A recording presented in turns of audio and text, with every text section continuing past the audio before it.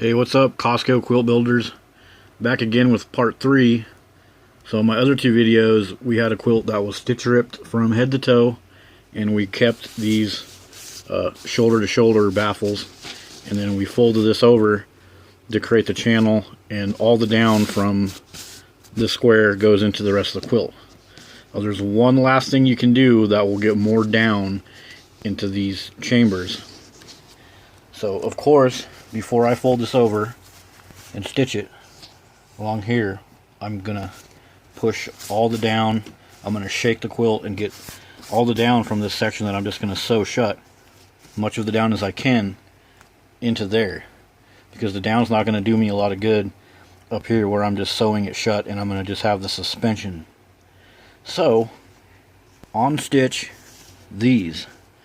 So you're leaving this whole shoulder to shoulder baffle in place, but you can on-stitch just this last 5-inch piece. Leave a couple strands here to lock it back in place by hand, or of course when this is stitched across it, it will lock in place. The reason for that is the stitching captures a lot of down. So you can see here, kind of see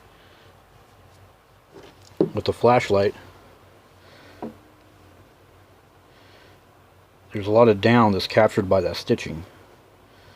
A lot of it I've already pushed back into the quilt, but if you look at the quilt in some of these areas, you can really tell that there's a thick line of down that is captured and compressed by the stitching. So if you want to take all that down, all the down that is captured along these little areas, you can free all that down up, unstitch it, and then shake it and push it down into your chambers.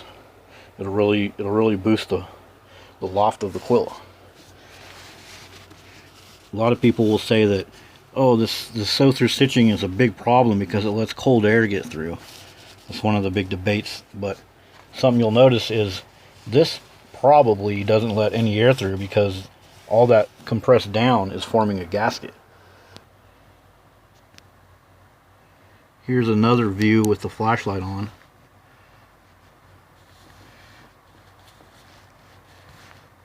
It's kind of hard to tell. If you do this in person on your Costco quilt, you'll notice it. You'll notice a thick ridge of down right here.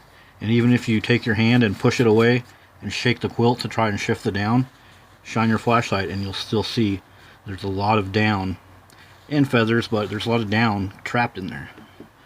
So just one last thing that you can do, free that down up right here and put it into these chambers where it can be used for you.